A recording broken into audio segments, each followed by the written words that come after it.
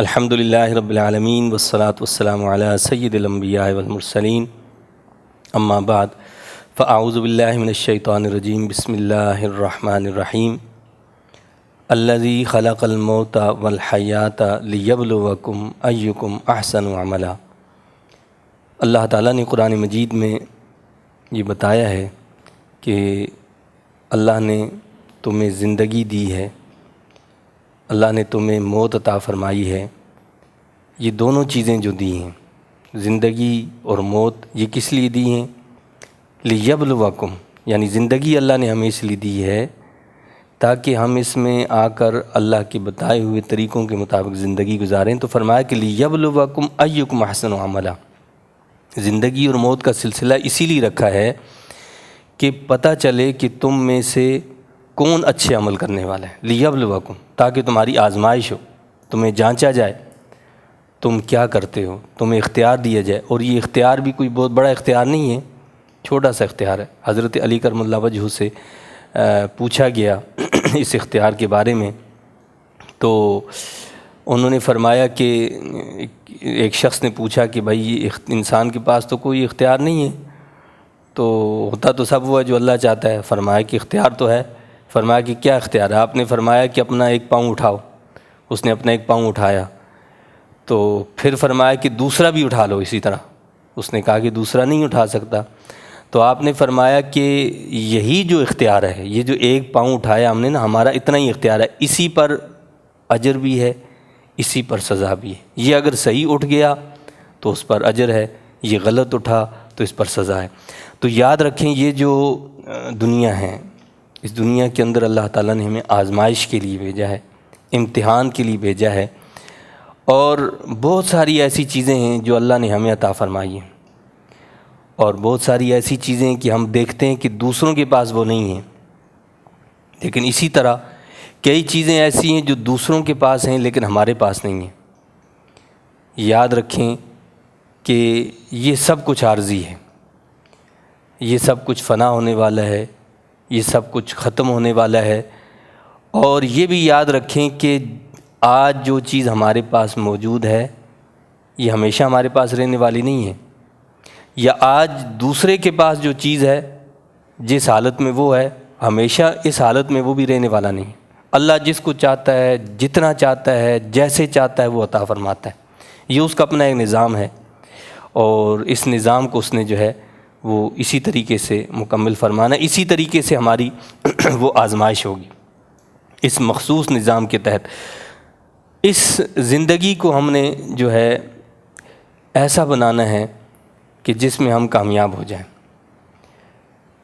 کسی نے بڑی اچھی بات کی، کہا کہ جی ایک شخص جو ہے وہ جنگل میں جا رہا تھا، اچانک اس نے کیا دیکھا کہ اس کے پیچھے ایک شیر آ رہا ہے۔ جب اس نے شیر کی آہٹ محسوس کی تو وہاں سے بھاگا، اور بھاگتے ہوئے آگے اس کو ایک گڑھا نظر آیا، تو اس گڑھے میں چھلانگ لگانے لگا کہ اس شیر سے بچ جاؤں، تو دیکھا کہ وہاں اژدہا تھا، تو وہ پیچھے مڑا اور دیکھا وہاں اسے ایک درخت نظر آیا۔ فوراً وہ درخت پر جب چڑھنے لگا تو کیا دیکھتا ہے کہ اس درخت کو دو چوہے جو ہیں، ایک سفید ہے اور ایک کالا ہے، وہ اس کو کاٹ رہے ہیں۔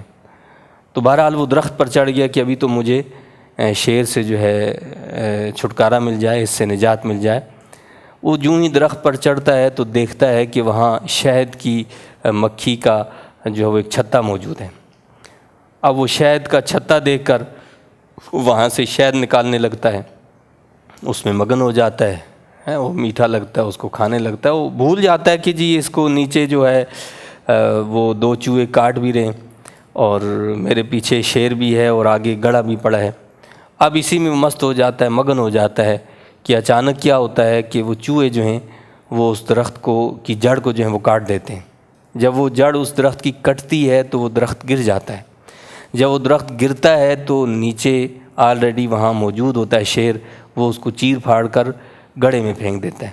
تو ادھر چیر پھاڑ شیر نے کی، ادھر گڑھے کے اندر وہ جاتا ہے تو وہاں اژدہا اس کو دبوچ لیتا ہے۔ تو مثال یہ دی کہ بھائی یہ جو مثال ہے یہ انسان کی زندگی کی مثال ہے۔ کیا مثال ہے؟ کہ یہ جو جنگل ہے یہ کیا ہے؟ یہ دنیا ہے۔ اس دنیا جس کے اندر ہم رہ رہے ہیں یہ وہ جنگل ہے، اور یہ جو شیر ہے، یہ شیر اس انسان جو ہے اس کے پیچھے یہ جو موت لگی ہوئی ہے یہ وہ ہے، یعنی جنگل دنیا ہے اور شیر جو ہے وہ موت ہے، اور گڑھا جو تھا آگے پڑا ہوا یہ قبر ہے، یعنی ایک طرف دنیا ہے اور دوسری طرف جو ہے وہ موت ہے، تیسری طرف جو وہ قبر کا گڑھ ہے۔ اور یہ جو اس نے دیکھا کہ وہاں اژدہا ہے اس گڑھے کے اندر، یہ انسان کے برے اعمال ہیں۔ انسان کے برے اعمال جب اندر قبر میں جائے گا تو جیسے اعمال ہوں گے ویسا اس کے ساتھ معاملہ ہوگا۔ اور وہ جو اس نے جو چوہے دیکھے، کالا اور ایک سفید، یہ دن رات ہیں، دن رات تبدیل ہو رہے ہیں، یہ گھڑیاں چینج ہو رہی ہیں، وقت گزرتا جا رہا ہے، بڑی تیزی سے گزرتا جا رہا ہے، زندگی ختم ہوتی جا رہی ہے، لیکن ہمیں احساس نہیں ہوتا۔ احساس کیوں نہیں ہوتا ہے؟ کہ ہمیں شہد کا چھتا جو ہے اس میں ہم مشغول ہیں۔ وہ شہد کا چھتا کیا ہے؟ دنیا کی لذات ہیں، دنیا کی خواہشات ہیں، دنیا کی ترغیبات ہیں، دنیا کی ساری چیزیں۔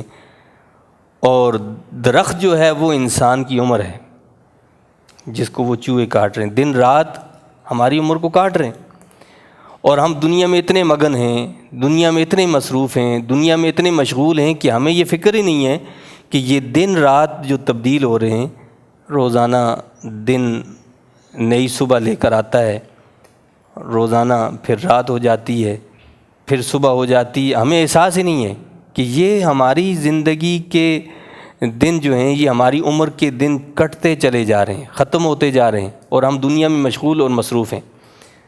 اگر ہم یہ چاہتے ہیں کہ ہماری قبر جو ہے وہ جنت بن جائے، جنت کا باغ بن جائے، جنت کا باغیچہ بن جائے، اور جو ہے وہاں جنت کی کھڑکی کھل جائے، تو اس کے لیے ہمیں اس قبر کے لیے تیاری کرنی ہوگی۔ اس قبر کے لیے تیاری کرنی ہے کہ جب اس گڑھے میں ہم پہنچیں تو وہاں اعمال بد نہ ہوں، برے اعمال ہمارے پاس نہ ہوں، بلکہ اعمال حسنہ ہوں کہ جن کے پاس پہنچتے ہی ایک خوشبو پھوٹ جائے اور قبر جو ہے، قبر کا اندھیرا جو ہے وہ روشنی میں تبدیل ہو جائے، اور وہاں جنت کی کھڑکی کھل جائے۔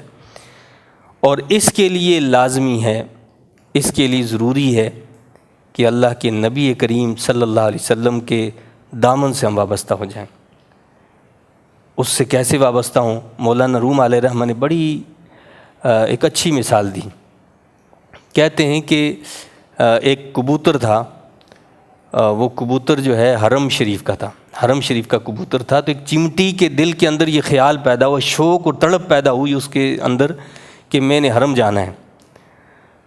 تو کسی نے کہا کہ اگر تمہیں حرم جانا ہے، حرم مکہ میں پہنچنا ہے، تو یہ جو کبوتر ہے یہ حرم سے آیا ہوا ہے، اس کے پاؤں کے ساتھ لپٹ جاؤ، کیونکہ جب اس واپس حرم لوٹے گا تو تم بھی حرم پہنچ جاؤ گی۔ چمٹی سے کیا کہا کہ اس کبوتر کے پنجے کے ساتھ لپٹ جاؤ تو تم بھی حرم پہنچ جاؤ گی۔ تو مولانا رومی علیہ رحمہ فرماتے ہیں اسی طرح اگر تم یہ چاہتے ہو کہ تم کامیاب ہو جاؤ، اللہ تم سے راضی ہو جائے، اللہ تم سے خوش ہو جائے، تو دامن مصطفیٰ کریم علیہ السلام سے وابستہ ہو جاؤ، اس کو مضبوطی سے تھام لو، پکڑ لو۔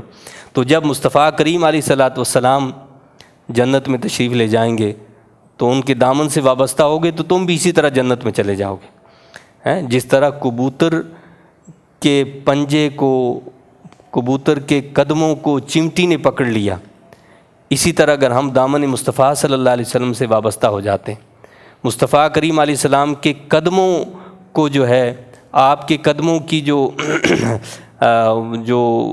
مٹی ہے اس کو اپنی آنکھوں کا سرما بنا لیتے ہیں، اور مصطفیٰ کریم علیہ السلام کی تعلیمات کے مطابق زندگی بسر کرتے ہیں، تو آپ سمجھ لیں کہ پھر انشاءاللہ تعالی ہماری دنیا بھی حسین ہوگی اور ہماری آخرت بھی حسین ہو جائے گی۔ اور اللہ نے جو فرمایا کہ ہم نے تمہیں پیدا اسی لیے کیا ہے لِیَبْلُوَکُمْ، تاکہ تمہیں آزمایا جائے، اَیُّکُمْ احسن عملا، کہ تم میں کون اچھا عمل کرنے والا ہے۔ تو انشاءاللہ جب ہم مصطفیٰ کریم علیہ السلام کے دامن سے وابستہ ہوں گے تو آخرت میں کامیابی بھی ضرور حاصل ہوگی۔ اللہ تعالیٰ مجھے اور آپ کو، ہم سب کو دامن مصطفیٰ کریم علیہ السلام سے وابستہ کر دے، اور ہم اس دامن کو مضبوطی سے تھام لیں اور نبی کریم صلی اللہ علیہ وسلم کی تعلیمات کے مطابق زندگی بسر کرنے کی پوری کوشش کریں۔ اللہ تعالی ہمارے اس کہنے سننے کو اپنی بارگاہ میں قبول فرمائے۔ آمین و آخر دعوانا وان الحمد للہ رب العالمین۔